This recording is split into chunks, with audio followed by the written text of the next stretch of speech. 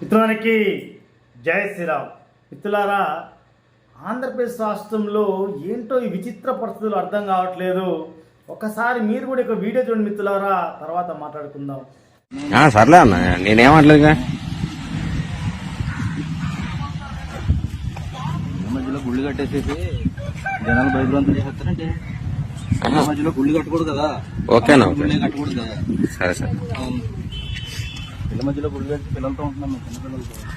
ఓకేనా? నీకు కాదంట్లేగా. ఏదైనా ఉంటే ఏం కాదు, లీగల్కి వెళ్తే సరిపోద్ది కదా. ఎందుకు ఇల్లీగల్ గా నేను అనేది? ఎవరి మాట ఇంట్లేదు మీరు. మా స్థలంలో మేము గుడి కట్టుకుంటాం, ప్రాబ్లం ఉంది అంటున్నారు మీరు. మీ స్థలంలో మీరు గుడి కట్టుకుంటాం లేదు కదా.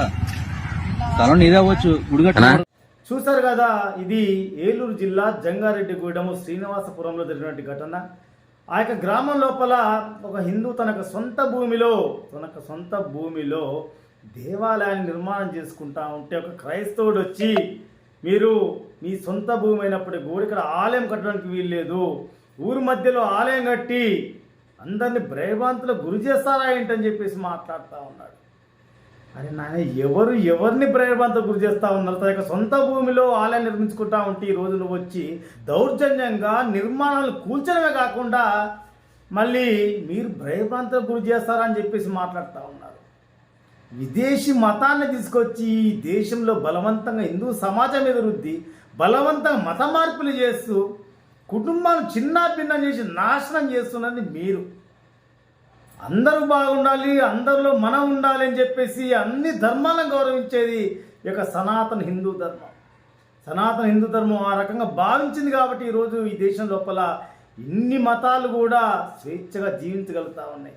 చివరికి మీ అందరికీ ఆశయం ఇచ్చి హిందూ ధర్మీయులు లాస్ట్కి వచ్చేసరికి అభాస పాలవుతూ ఉన్నారు. పండుగలు చేసుకునే పరిస్థితులకు వచ్చేసారు. చివరికి దేవాలయాలు కూడా నిర్మించుకునేటువంటి స్థితికి ఈ యొక్క దేశంలో వస్తూ ఉన్నారు. ఎవడరా నువ్వు ఈరోజు ఒక హిందూ ఆలయాన్ని ఆపడానికి?